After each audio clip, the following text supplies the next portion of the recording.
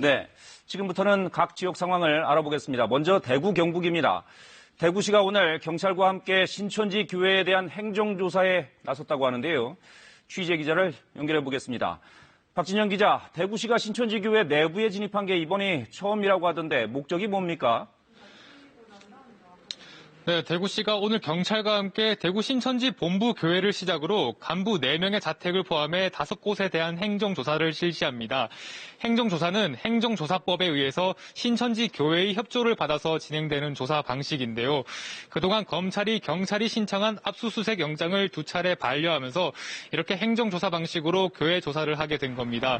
이번 조사의 주요 목적은 신천지 교회가 제출한 신도 명단 가운데 누락된 인원은 없는지, 또 알려지지 않은 신천지 관련 시설이 더 있는지를 파악하는 것입니다. 이를 위해 교회 내 컴퓨터와 서류, 또 CCTV 자료 등을 확보하게 되는데요. 이번 조사를 통해 대구시는 신천지 신도를 중심으로 한 코로나19 집단 발병 원인과 전파 경로 등을 파악할 계획입니다. 한편 오늘 0시를 기준으로 대구 경북 코로나19 신규 확진자 수가 81명으로 집계됐습니다. 대구는 73명, 경북은 8명인데 이렇게 추가 확진자 수가 2자릿수를 기록한 것은 지난달 21일 이후 20여일 만에 처음입니다. 이로써 지역의 누적 확진자 수는 모두 7,010명으로 집계됐습니다.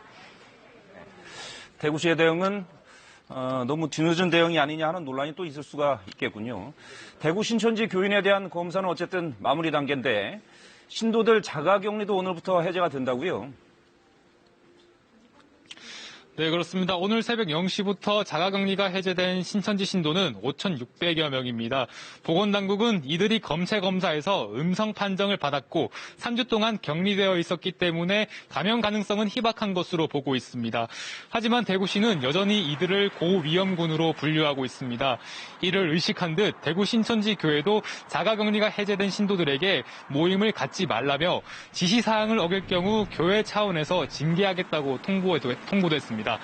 그래도 시민들의 불안감이 커지자 대구시는 어제 대구 남구의 신천지 교회 일대에 있는 신도들의 집단 주거시설 등을 특별관리구역으로 지정해서 관리한다는 한층 강화한 대책을 내놓기도 했습니다.